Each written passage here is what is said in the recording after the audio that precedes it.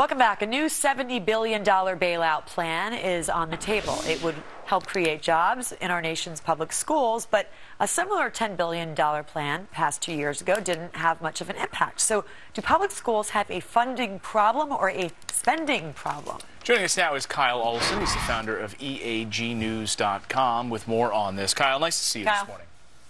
Good morning. All right, so tell us about this new Edu Jobs Fund. I mean, is it going to do what the last one failed to do?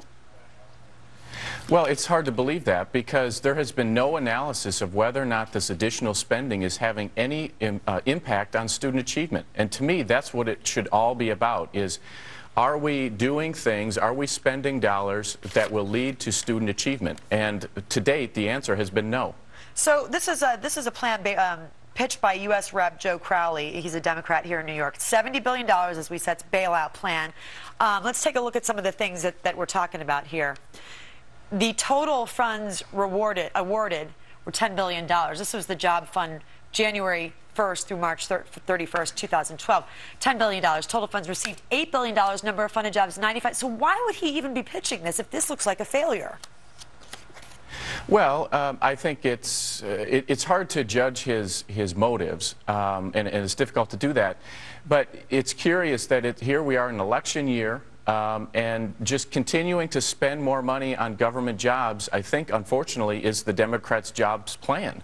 That really is kind of the limit of their imagination of spurring jobs growth. But as I said, spending money on public schools and continuing to increase that level of spending is not doing anything for student achievement. And in fact, there was a study that was just put out from Nevada which showed that in that particular state, and I think it's true across the country, spending continues to go up, but student achievement is flat or is declining. And one of the interesting things is the $10 billion that the initial program would have given to states. And those have argued, there are some who've argued that, look, this money is simply a handout to the teachers' unions. And it's an election year, it's almost an election year, and this money's being handed out to teachers' unions. What do you say to that? Is that just political talk, or is there some truth to that?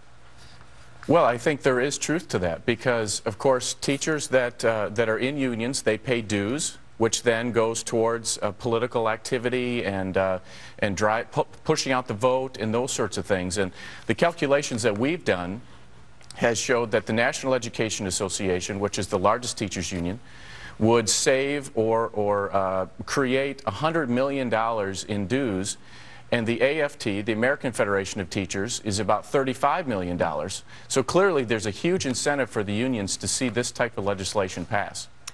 Kyle Olson, founder of EagleNews.com. Thank you very much for joining us. Very quickly, you are now joining in the Wounded Warriors Fund. To get me, I said I'd do it for $2,000. We're up to $400. And Kyle, you have something you want to say?